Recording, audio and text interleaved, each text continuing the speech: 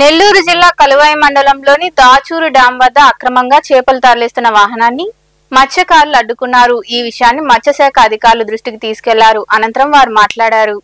నెల్లూరు జిల్లా కలువాయి మండలంలోని దాచూరు వద్ద ఉన్న డ్యాం నుండి అక్రమంగా చేపలు తరలిస్తున్నారన్న సమాచారం మత్స్యకారులకు అందింది. వెంటనే వారు చేపలు తరలిస్తున్న వాహనాన్ని అడ్డుకున్నారు.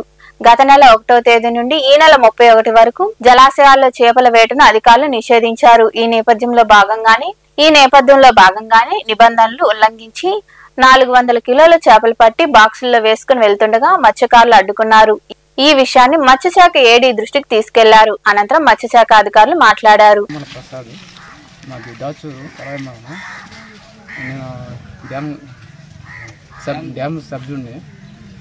గత నెల 1వ తేదీ నుంచి ఆగస్టు 31 తేదీ వరకు ఇది నిషేధించడం జరిగింది. అంటే చేప బుగ్గుతో ఉంది కాబట్టి ఎవరు పట్టేదానికి లేదు.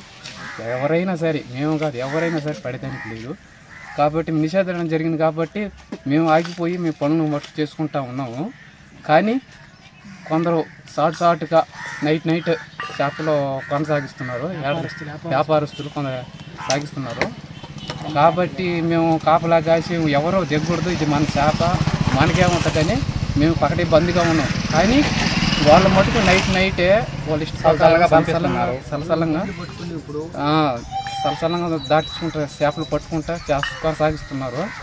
కానీ వాళ్ళని ఏ కాడికైనా పట్టుకోవాలని, వాళ్ళ మీద చర్యలు తీసుకోవాలని ఉన్నాము. కానీ ఈరోజు సరుకు బయటపడింది.